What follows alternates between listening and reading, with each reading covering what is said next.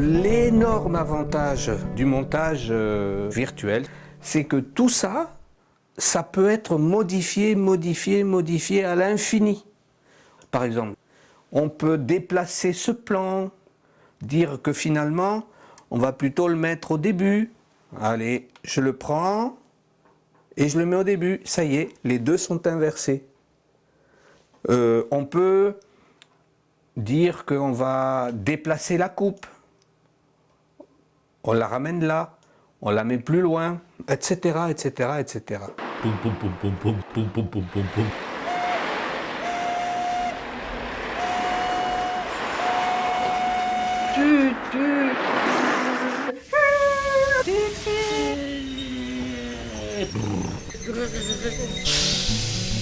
Bon, alors, ici par exemple, qu'est-ce que c'est la différence entre un reportage et un documentaire?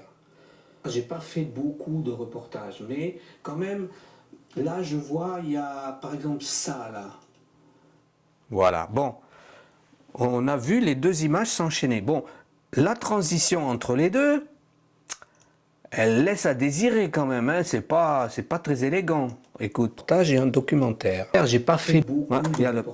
J'ai pas fait beaucoup qui est mal foutu. Reportage et un documentaire. J'ai pas fait beaucoup de reportages. Alors j'ai un certain nombre d'outils, par exemple celui-ci qui va me permettre, du moins je l'espère, d'améliorer un petit peu cette transition. Je l'essaye.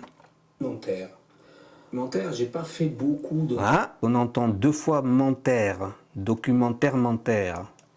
J'ai un documentaire. J'ai pas fait encore un petit peu. Je vais essayer une autre façon d'améliorer, peut-être en faisant ça. Différence entre un reportage et un documentaire. J'ai pas fait beaucoup de reportages. On y est presque. Je pense que là, ça va être bon. Reportage et un documentaire. J'ai pas fait beaucoup de reportages. Encore. Documentaire. J'ai pas fait beaucoup de reportages. Et là, je vais finir d'arranger la sauce avec un petit fondu enchaîné. Transition audio. Voilà, je rajoute ça. Et peut-être que ça va aller à peu près. Différence entre un reportage et un documentaire. J'ai pas fait beaucoup de reportages. Voilà, c'est tout un petit travail comme ça, très minutieux, de fignolage, d'ajustage entre l'image, le son, jusqu'à temps que le film soit parfait. Enfin, parfait. Selon l'idée qu'on s'en fait. Et puis le train, il vous arrêtait où c'est que vous vouliez à l'époque. Alors les pêcheurs, les pêcheurs à l'époque de l'ouverture, là ils prenaient le petit train et ils se faisaient déposer où ils savaient où ils voulaient rester, qu'il y avait des prises de truites ou des trucs comme ça. Ils ralentissaient, à presque s'arrêter, le gars hop, il sautait, hop. Ça qui passe maintenant, c'est de ça. Hein.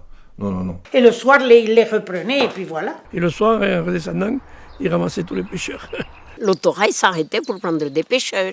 Je sais qu'on s'arrêtait dans les haltes qu'il y avait prévues, mais autrement après, non, je vais pas...